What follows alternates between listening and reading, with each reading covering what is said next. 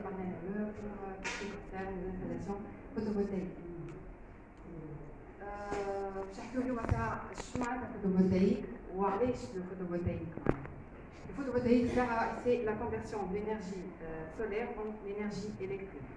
Mais le contexte énergétique mondial se caractérise aujourd'hui par une demande croissante en ressources énergétiques fossiles, conduisant à des dysfonctionnements majeurs caractérisés notamment par une augmentation continue de la consommation énergétique induite par l'élévation du niveau de vie de plusieurs pays.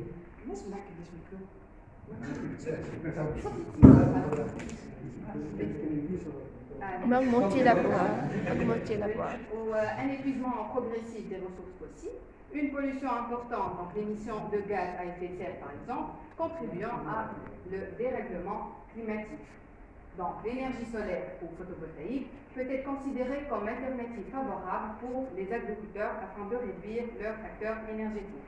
Donc en effet, la technologie de PV, le photovoltaïque, a connu d'importants progrès en termes de sa performance technique et de la réduction des coûts d'investissement. Le gouvernement aussi a mis en place des programmes pour appuyer les investissements sur le secteur agricole et pour favoriser la transition vers les énergies renouvelables. خلينا شوية على les avantages d'un système de pompage solaire. أول حاجة وأهم حاجة هي l'autonomie. Le système de pompage solaire est autonome. Il est adapté à l'électrification des zones ni raccordées ni raccordables au réseau électrique.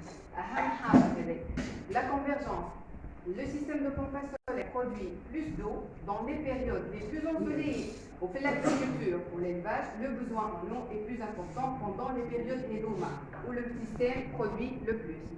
عندنا alternative au groupe électrogène. فما برشا فلاحة متقلقين خاطر le prix نتاع الفيول نتاع المازوت ياسر يقلق. Donc c'est une économie de consommation de fuel ou de gaz. عندنا donc l'indépendance en fluctuation de prix de fuel et son transport et finalement le coût de maintenance sans faible. Les applications. Un système de pompage solaire peut être utilisé pour remplir des réservoirs et des citernes, transférer de l'eau, mettre sous pression de l'eau, fournir en eau potable, abreuver les animaux, irriguer, etc. Pour les types de systèmes de pompage photovoltaïque, on a les systèmes de pompage.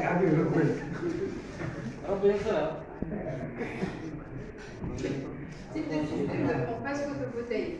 Donc il y a deux types, il y a le système de pompage AC, alternative current, courant alternatif, et le système de pompage direct current DC, le courant direct. Les plus utilisés aujourd'hui pour le marché le système de pompage AC. Le système de pompage AC.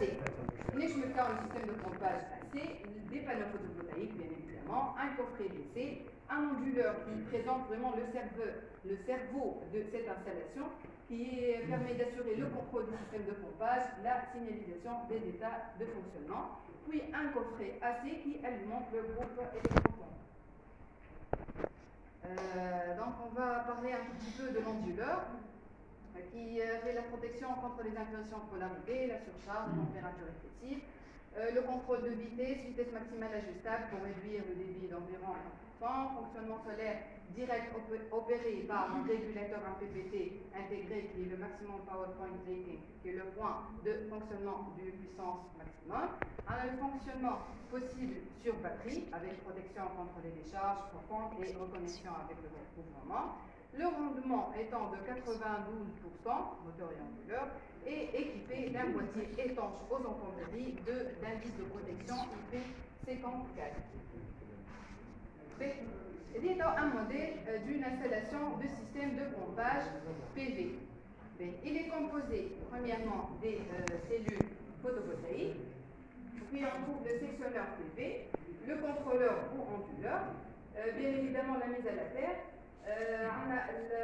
la pompe, les pompes de niveau et le système de stockage d'eau. Les installations photovoltaïques, on a des installations raccordées au réseau et non raccordées au réseau. Chacun a des non raccordés au réseau.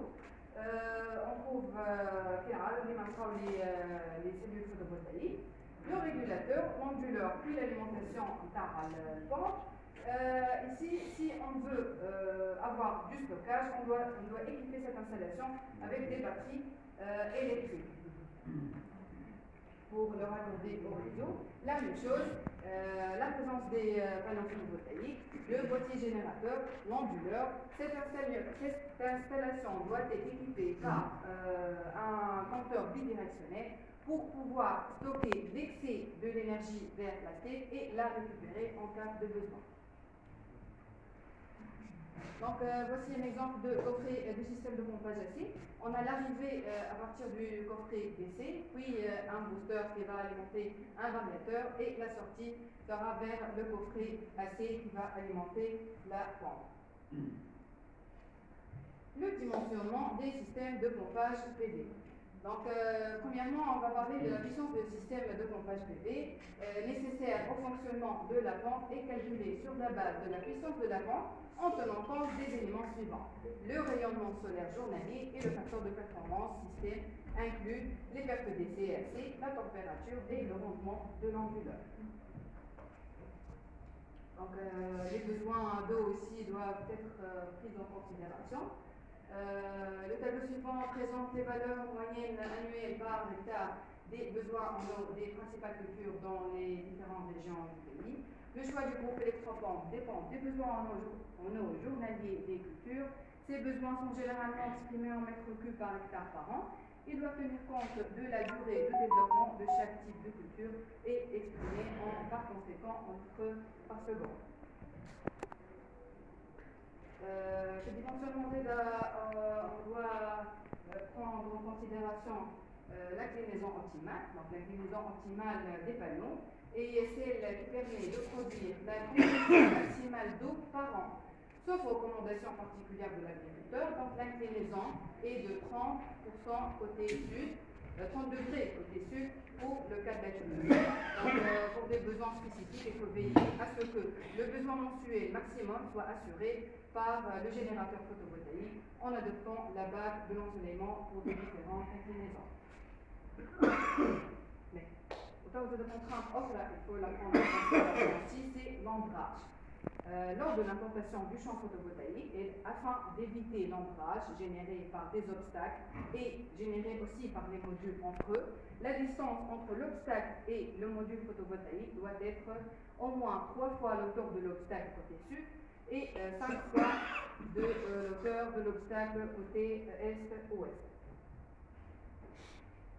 Donc, et finalement, le coût du système de pompage photovoltaïque.